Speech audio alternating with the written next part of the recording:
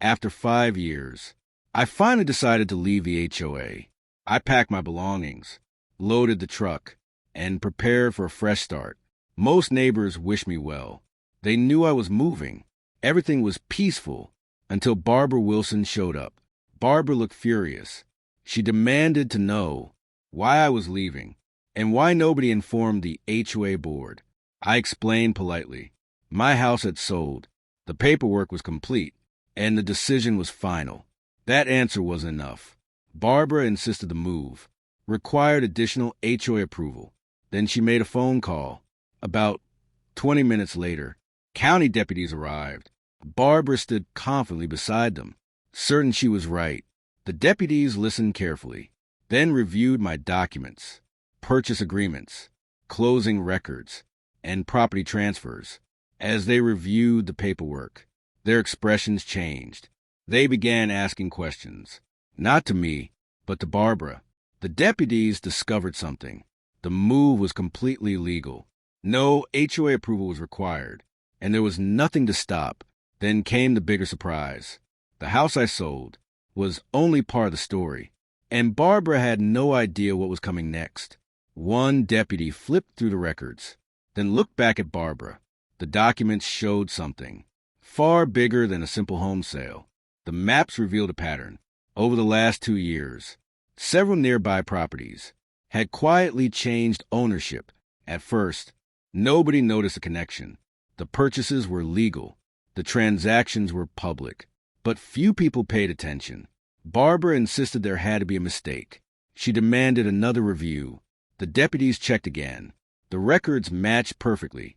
Meanwhile, I remained completely calm. There was no argument to make. The documents spoke for themselves. Then the deputy explained it. The lots surrounding the entrance were no longer owned by the people Barbara expected. Point one by one, the parcel numbers appeared. Each property connected to the same owner. That owner was me. Not one lot, not 2 lots, but most of the entire block. The crowd grew silent. People exchanged glances. Suddenly, everything made sense. Barbara tried arguing. She claimed the HOA should have been informed. The deputies disagreed. The deputies reminded her that legal purchases didn't require HOA permission when conducted properly.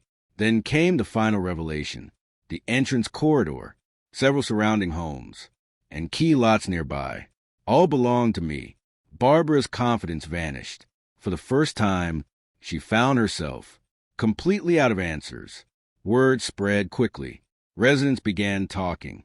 Questions started circulating, and attention shifted toward the HOA board. As I pulled away, the neighborhood looked different, not because I was leaving, but because everyone finally understood who owned most of the block. 3 days later, the HOA held an emergency meeting. Every seat in the clubhouse was filled. Residents wanted answers, and Barbara was under pressure. Homeowners began asking questions. Why hadn't the board known? How much land had changed hands? And what else had they overlooked? The records were reviewed publicly. Parcel after parcel appeared. The ownership trail was clear. Everything had been legal and transparent. For years, Barbara had controlled every discussion. Now the residents were speaking, and they weren't happy with what they were hearing. I explained my position. I never hid the purchases. Every transaction was public. Anyone could have checked the records. Eventually, the tension started fading. People focused on facts. Rumors disappeared, and the truth remained. In the end, the lesson wasn't about ownership. It was about understanding the facts before making accusations. And that changed the neighborhood forever.